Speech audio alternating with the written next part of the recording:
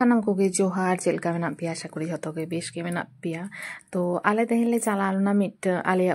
माने ओड़ाक खना सुर मिट बाजार ओंडे मिट मेला दुड़ुब लेना तो चेक खातिर मेला होय कान था बइन बाडाया तो इन दो दोमे चलाव कते एक्साइटेड तो एक्साइटेड रेना कारण दो होयो काना ओंडे 5 टाका 10 टाका 15 टाका नोंका पुरो मेला स्टॉल दुड़ुब काना कारण ओना को दो रेयर जिनिस काना 5 टाका 10 टाका नेतो दो नेल गे बा नेलोआ और 5 टाका 10 टाका ना जिनिस हो बाय नामो गया तो इन दो में रस्का किन बुझे था तो नेल दी आडी मारा मेला दुड़ुब काना पुरो का जिनिस आ नड मिटे लॉटरी टाइप खेला मिटे तहलना तो इन पुरो 100 टाका रना सामानी हताव कदा से टिफिन झुड़ी नकी से टुपलो को तो नोआ को हताव कते हता ते के टाइम होयो कान ता कारण नेल होयो कान ता ठीक ठाक हताव होयो ना को हेसे आर नोआ धारे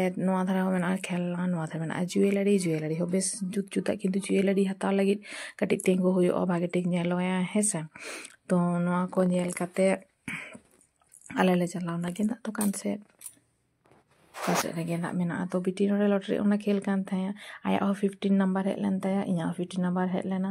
तो बारे का पेन को एम काले 15 नंबर तो पेन के तहलना तो नोंका ये कते दाना बड़ा कते आरो ले हेना ओना के दा दुकान से ओना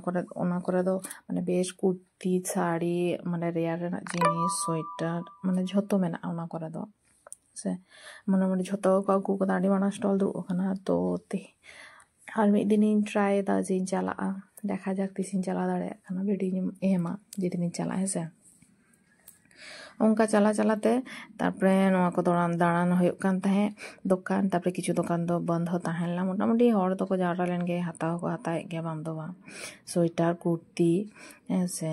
तारपरे होयो काना स्टोल चादर आर बिटी दिन दो रागी केना जे उनी दो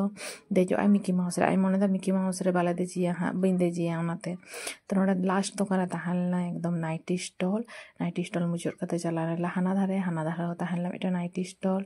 आर गेदा दुकान ताहेला बारिया कार दुकान ताहेला बारिया कार को अगु कदा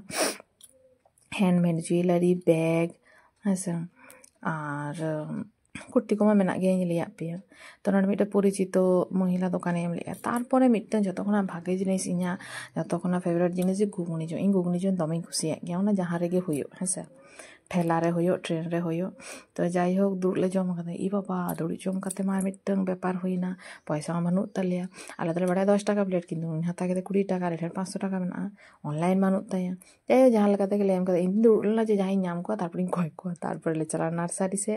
लास्ट रे बिटी अगु किदिया मिकी माउस रे उनी दे लाइक ओहे बनु किंतु ताव देजो आय तो देख के दिए नो 50 टाका टिकी तो आलिन तो दमे झाला का लिया गोगनी ये रे